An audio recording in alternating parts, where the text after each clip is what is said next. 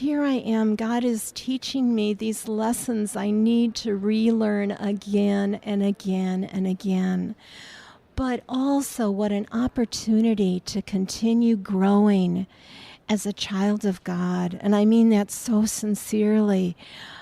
I really, I'm so thankful for the opportunity to continue to grow and learn. We talk about lifelong learning, being a grandma, and learning spiritually and growing spiritually is one of the biggest aspects of this season of life.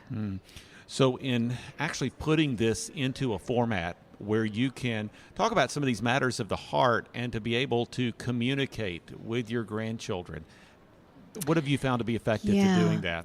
So what I did in Faith Footprints was to start off with devotional thoughts, really tapping into some of these key themes, then offering a prayer suggestion, but then also some guided journaling opportunities, asking a key question about when did you last deal with jealousy or competition? What helped you cope with these feelings?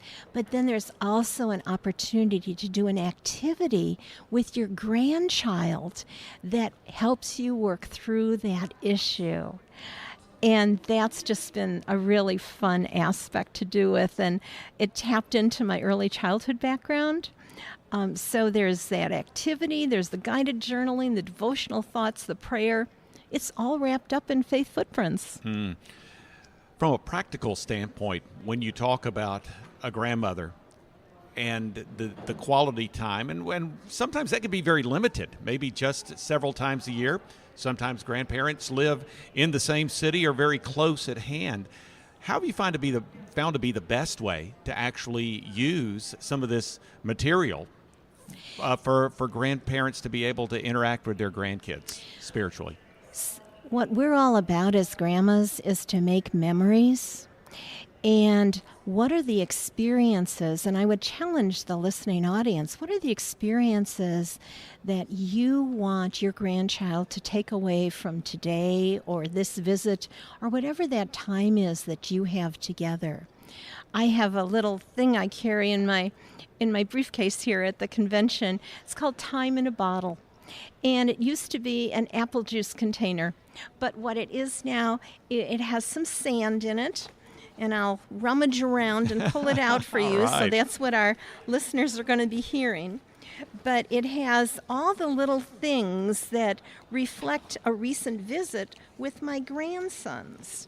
So it has a little, and I'll shake the bottle. Our listeners can hear that. Theater of the mind. Here we go. Right. But we have little balloons because we went to a parade. We have a bank. We have a penny because we went to a bank. We stopped and did some errands. We have Legos because my grandsons love Legos. And with young children, they're so realistically oriented, they're physically oriented. They can't use the abstract thinking that we have as adults. So whenever my Nate sees this Time in a Bottle on his shelf in his bedroom, he remembers the time he had with me as his grandma. This is the kind of faith footprint that we have, because at the end of the day, we always thank God for all the experiences that he's given us as a grandma and a grandchild.